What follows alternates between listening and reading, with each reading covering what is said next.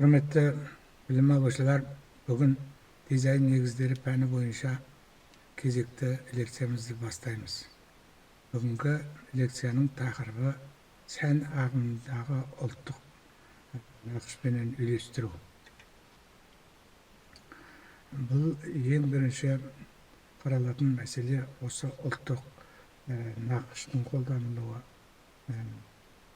ою-өрнектердің қолданылуы, қандай материал қолданылуы, бұлардың негізгі фактурасының ерекшеліктері, мәселелерін қамтимыз.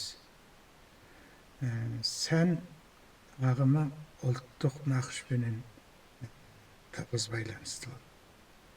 Сән ағымы бір қалыпты тұрмайды, ол тұтынушылардың, жастардың, халықтың талаптарына сәйкес өзгеріп отыр.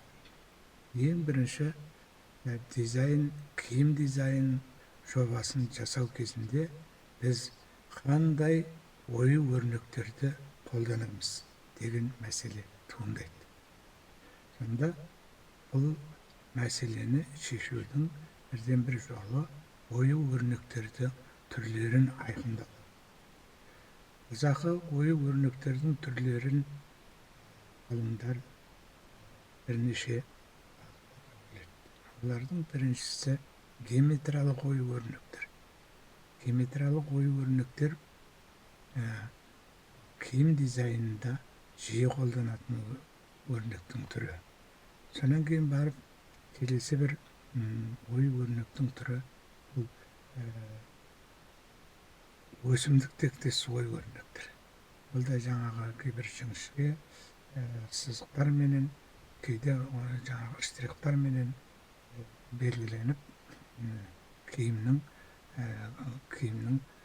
жобасында қолданылады. Сонан кейін барып мынау қошқар мүйіз, түйе табан деген сияқты ұлттық ою-өрнектер жиі қолданылады. Әрине ол кез келген киімге, кез келген оюды сала беруге болмайды. Жобалау кезінде біз ою-өрнектің сол костюмның қандай түрі, бұл қандай мақсатқа қолданатын костюм, сахналық костюм ба, әлде болмаса жұмыс киімі ма, болмаса бір қызметтік киімдер ма, болмаса тұрмыстық киім ба, күнделікті киім ба. Міне осыған байланысты ою-өрнектерді біз таңдап, соның негізінде барып бір жоба жасаймыз.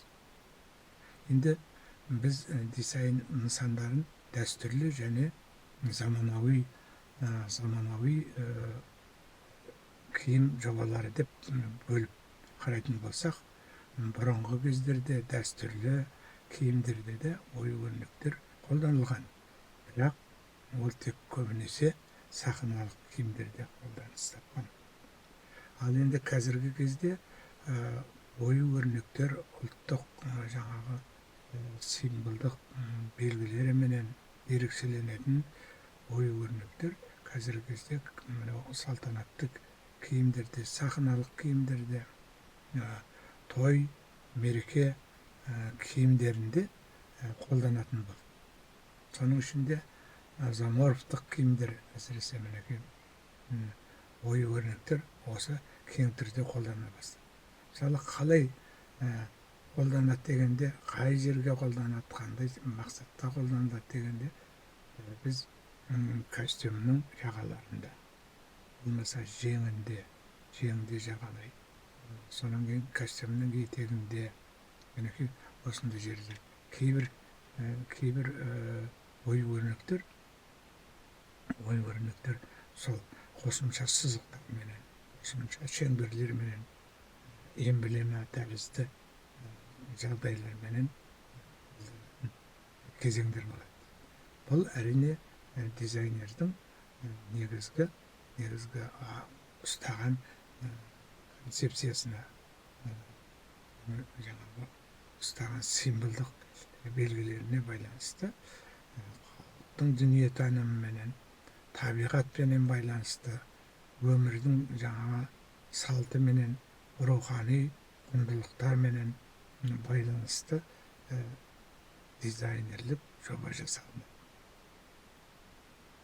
Дизайнерлік жобаны жасауда ою-өрнектен басқа мысалы материал таңдалады.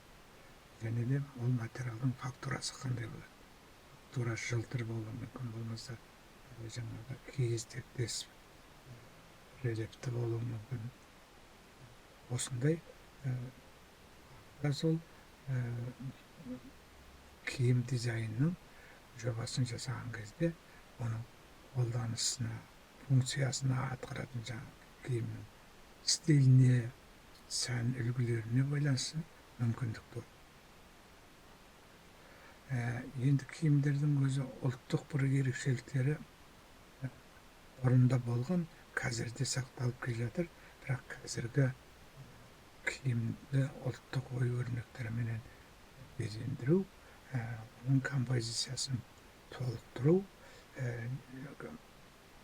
инновациялық технологиялармен байланысты. Мысалы, қазіргі кезде кесте тігетін ою-өрнектерді кестеменен машинаның көмегімен, автоматты жаңағы қондырғылардың көмегіменен жасайтын болды. Сондықтан да ол кез келген нақышты тез уақытта салып, әсемдігін мұқият қарастырып жасайтын жағдайлар туындап